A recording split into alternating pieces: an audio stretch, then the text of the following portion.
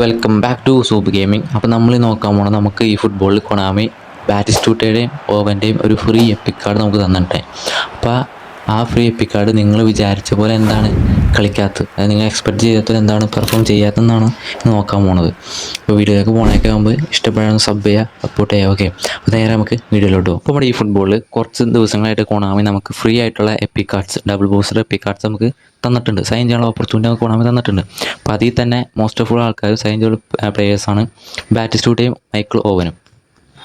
ഇപ്പോൾ ബാറ്റിസ്റ്റൂട്ട അല്ലെങ്കിൽ ഓവൻ എടുത്തവരെ സംശയം എന്താണ് നമ്മൾ വിചാരിച്ചാൽ അവർ കളിക്കാത്തത്, നമ്മൾ എക്സ്പെക്ട് ചെയ്തത് അവരെന്താണ് കളിക്കാത്തത്.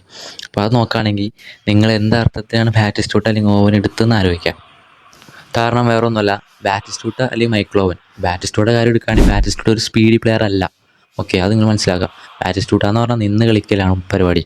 ഫിസിക്ക് വെച്ച് നിന്ന് അങ്ങോട്ടൊക്കെ തിരിഞ്ഞ് കുറച്ച് ഹെഡിങ് പോലൊക്കെ ഇമ്പ്രൂവ്മെൻ്റ് കാർഡാണ് ബാറ്റിസ്റ്റൂട്ട. ഇപ്പോൾ ഓവൻ്റെ കാര്യം എടുക്കുകയാണെങ്കിൽ ഓവൻ ഒരു സ്പീഡി പ്ലെയറാണ്. നമ്മൾ ത്രൂ ഇട്ട് കൊടുത്താൽ മതി, അവൻ ഓടിക്കയറി ഗോൾ അടിച്ചോളാം.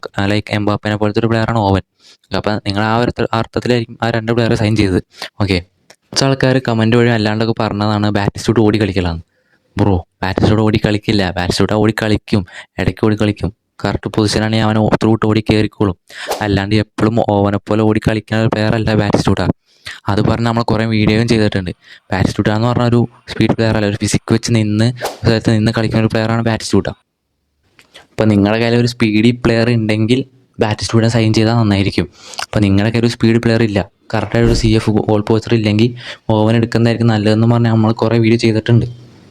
അപ്പോൾ ഇത്ര നേരം ബാറ്റിസ്റ്റൂട്ടനെ കളിപ്പിച്ചുകൊണ്ടിരുന്നവർ ഓവൻ്റെ പെർഫോമൻസ് കാണുമ്പോൾ ഒരു ഇത് തോന്നും. കാരണം ബാറ്റിസ്റ്റൂട്ടൻ നിന്ന് കളിക്കുന്നതും ഓവൻ എന്ന് പറഞ്ഞാൽ സ്പീഡ് ഓടിക്കാന്ന് കളിക്കുന്ന ഒരു പ്ലെയറാണ് ഓവൻ. അപ്പോൾ നിങ്ങളുടെ രീതിക്കുള്ള പ്ലെയറിനെ സൈൻ ചെയ്യാൻ നമ്മൾ പറഞ്ഞിട്ടുണ്ടായി. ഓക്കെ, അപ്പോൾ നിങ്ങൾക്ക് കറക്റ്റ് ഒരു ഗോൾ പോസ്റ്റർ ഇല്ലെങ്കിൽ ഓവനും കറക്റ്റ് ഒരു സ്പീഡ് ഒരു ഗോൾ പോസ്റ്റർ ഉണ്ടെങ്കിൽ ബാറ്റിസ്റ്റൂട്ട് എടുക്കുന്നതായിരിക്കും നല്ലതെന്ന് പറഞ്ഞ് ചെയ്തിട്ടുണ്ടായി. ഞാനിപ്പോൾ എടുത്തുന്ന എൻ്റെ സ്കോളിൽ എടുക്കുക ഞാൻ പറയുകയാണെങ്കിൽ ഞാൻ എടുത്തത് ബാറ്റിസ്റ്റൂട്ടയാണ്. കാരണം എൻ്റെ കയ്യിൽ ഇഷ്ടംപോലെ ഗോൾ പോസ്റ്റർ കാർഡ് ഉണ്ട്, ഓടി കളിക്കാൻ പറ്റിയ പ്ലേയേഴ്സ് ഉണ്ട്. അതുകൊണ്ടാണ് ഞാൻ ബാറ്റിസ്റ്റൂട്ടിനെ എടുത്തത്. ഓവൻ്റെ കേസ് പറയുകയാണെങ്കിൽ ഓവനും ഈ ഡിസ്അഡ്വാൻറ്റേജ് ഉണ്ട്. എന്താണെന്ന് വെച്ചാൽ ഓവൻ അധികം ഫിസിക്കില്ല. അപ്പോൾ നിങ്ങൾക്ക് ഫിസിക്കില്ല, ഹെഡില്ല, ഓവൻ അധികം ഹെഡറും ഇല്ല. അപ്പോൾ നിങ്ങൾക്ക് ഫിസിക്ക് വെച്ച് പിടിച്ച് നിർത്തി കളിക്കാൻ പറ്റുന്ന പ്ലെയറും അല്ല ഓവൻ. അപ്പോൾ അതിന് ബാറ്റിസ്റ്റൂട്ട് തന്നെ വേണം. ഓക്കെ, അപ്പോൾ അത് നിങ്ങൾ മനസ്സിലാക്കുക. അപ്പോൾ നിങ്ങൾ ഏത് പ്ലെയറാണോ സൈൻ ചെയ്തത്, നിങ്ങൾ ചിലവർ ബാറ്റിസ്റ്റൂട്ടിനെ സൈൻ ചെയ്തവരുണ്ടാവും, ചിലവർ ഓവനെ സൈൻ ചെയ്തവരുണ്ടാവും. അപ്പോൾ ആ പ്ലെയർ എങ്ങനെയാണോ കളിക്കണത്, അപ്പോൾ ആ പ്ലെയറിൻ്റെ രീതിക്ക് നിങ്ങളും കളിക്കുക. അല്ലാണ്ട് ബാറ്റിസ്റ്റൂട്ടിനെ വെച്ചിട്ട് ഓടിക്കയറുക എന്ന് പറയുന്നത് ശരിയായ കാര്യമല്ല.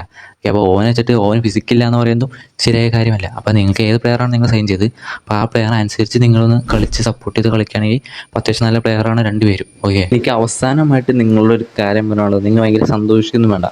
എന്നോട് തന്നെ ഞാൻ പറയണേ, വലിയ സന്തോഷിക്കുന്നുണ്ട്. കാരണം കൊണാമി ഒന്നല്ലെങ്കിൽ 2 ആഴ്ച കഴിയുമ്പോഴേക്കും എല്ലാ കാർഡും നെർഫാക്കി നമ്മുടെ കയ്യിലോട്ട് വരും. അപ്പോൾ നിങ്ങൾ വലിയ ഹാപ്പി ആയിട്ട് പോകണ്ട, ഒരു നോർമൽ ആയിട്ട് പോയാൽ മതി. ഓക്കെ, അടുത്ത വീഡിയോ ആയിട്ട് കാണാം.